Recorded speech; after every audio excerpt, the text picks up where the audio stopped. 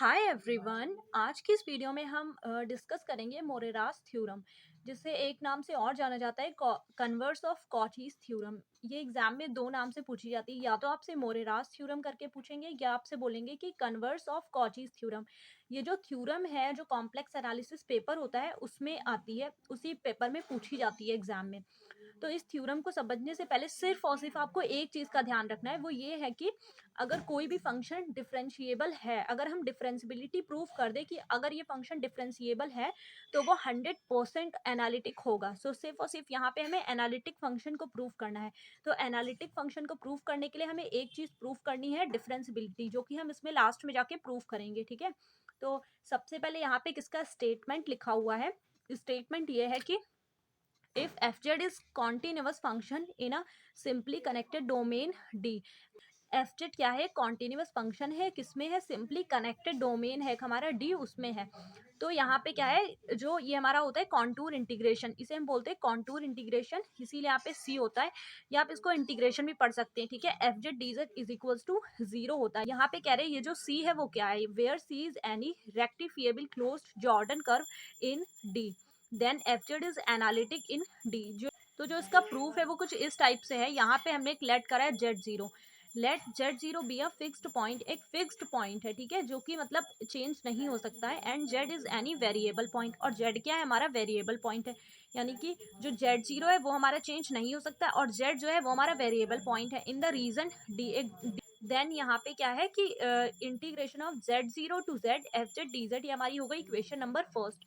z0 यहाँ पे fixed point है और z हमारा वेरिएबल पॉइंट है। यहाँ पे इतनी बात क्लियर हो गई है। आगे बता रहे कि सिंस द इंटीग्रल फर्स्ट, जो हमारा ये इंटीग्रल फर्स्ट है वो क्या है? इज इंडिपेंडेंट, जो कि इंडिपेंडेंट है ऑफ द कर्व ज्वाइनिंग, जो कर्व ज्वाइनिंग है उससे इंडिपेंडेंट है, यानी कि z0 to z, and depends upon these points only.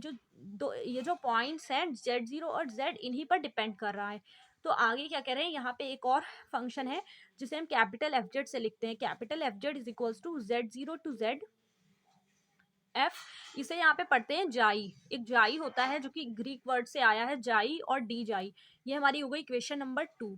अब यहाँ पे बता, ये जो z है, यहाँ पे हम एक और पॉइंट लेट कर लेंगे, z प्लस एच। और h जो होता है वो हम बेसिकली लिमिट के लिए यूज करते हैं, जिसकी वैल्यू जो होती है बहुत ही छोटी होती है। तो F z plus H is a point in D, एक इसका कोई नेबर पॉइंट है या नियर पॉइंट है वो है।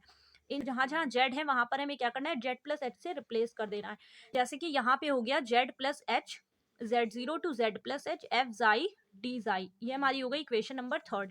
अब सारा का सारा काम दो ही इक्वेशन में होना है, जितना भी ऊपर लिखा है उससे हमें कोई भी मतलब नहीं है। अब हमें इन्हीं दोनों इक्वेशंस को सॉल्व करना है। कैसे? अब हमें क्या करना है, दूसरी इस वाली इक्वेशन में से, इक्वेशन नंबर 3 में से इक्वेशन नंबर 2 को हम क्या कर देंगे, माइनस कर देंगे।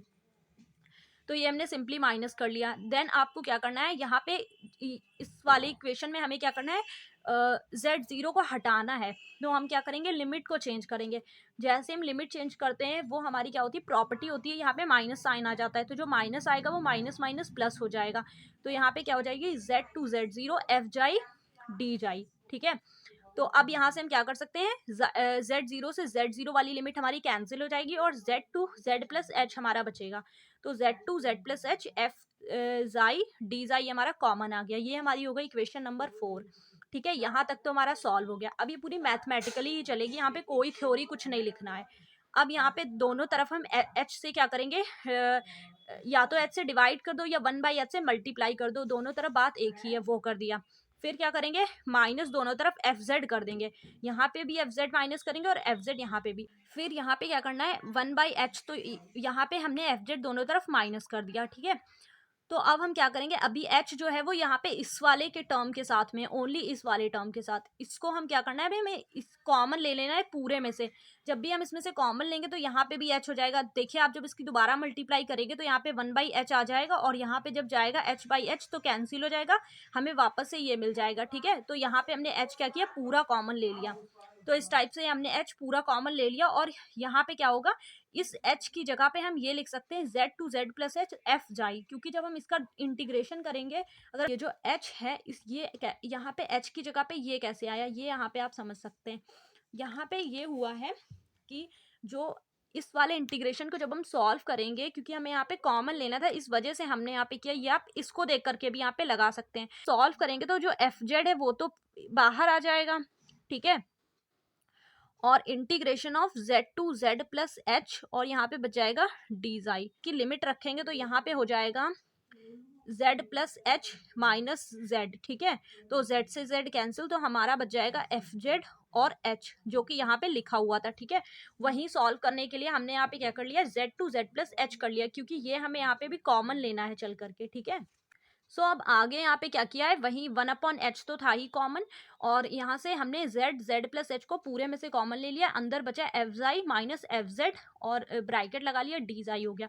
अब दोनों तरफ क्या करेंगे, मॉड लगा लेंगे, यहाँ पे भी हमने पूरा मॉड लगा लिया, यहाँ पे भी मॉड लगा लिया। अब यहाँ जैसे ही यहाँ का तो वही रहेगा, यही रहेगा एज इट इज, और यहाँ पे क्या होगा, less are is equals to का साइन आ जाता है, क्योंकि यहाँ पे मॉड जो है उसका डिस्ट्रीब्यूशन हो गया। जब भी मॉड का डिस्ट्रीब्यूशन हो जाता है तो यहाँ पे less are is equals to आ जाता है। ये एक प्रॉपर्टी होती है जो कि हम स्टार्टिंग में ही पढ़ते हैं कॉम्प्लेक्स एनालिसिस में, जैसे कि ये होती है a इंटू बी के ऊपर अगर मॉड लगा हुआ है तो यहाँ पे less are is equals to mod a into mod b हो जाता है, ठीक है।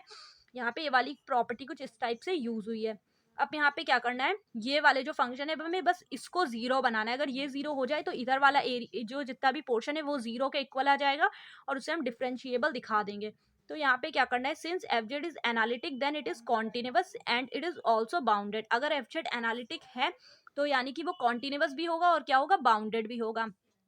तो जो ये वाला जो फंक्शन है इसको हमने एज्यूम कर लिया कि मतलब ये है एफ साइलन। एफ साइलन बहुत ही छोटी क्वांटिटी होती है जिसे हम एज्यूम कर सकते हैं। तो जो इसकी जगह है उसकी जगह तो हमने एफ साइलन रख दिया, और इसकी जगह तो मॉड एच था, और ये लिमिट हो गई z to z plus h d i. और जब हम इसे सॉल्व करेंगे तो यहाँ पे हमें मॉड ऑफ एच बचेगा, जैसे अभी हमने पीछे सॉल्व किया था, इससे ये कैंसिल हो जाएगा, ठीक है।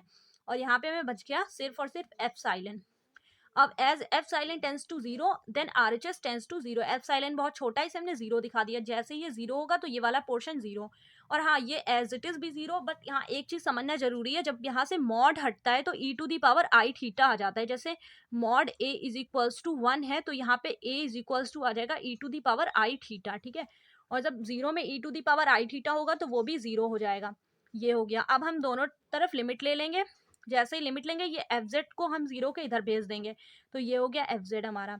और ये limit s tends to zero f z plus h minus f z upon h, ये क्या होता है हमारा एफ डैश जेड होता है, यानी कि हमारा ये डिफरेंशियबिलिटी की कंडीशन होती है जब हम किसी भी फंक्शन को डिफरेंशिएट करते हैं, ठीक है। तो यहाँ से f dash z is equal to f z हो गया। तो ये एफ जेड क्या है हमारा, एनालिटिक प्रूव हो गया। Hence the function F Z is analytic. ये हमारी थ्योरम क्या है, पूरी तरह से प्रूव हो गई है।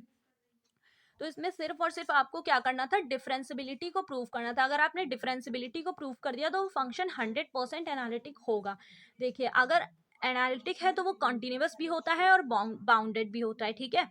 और अगर वो डिफरेंशिएबल है तो वो एनालिटिक भी होगा, और एनालिटिक है तो कॉन्टिन्यूअस होगा। सब आपस में इंटरकनेक्टेड होता है एक दूसरे से। तो आई होप आपको ये थ्योरम समझ में आई होगी, जो कि आपके एग्जाम में काफ़ी ज़्यादा मार्क्स की आती है, जो कि लॉन्ग क्वेश्चंस में भी पूछी जाती है। Thank you so much.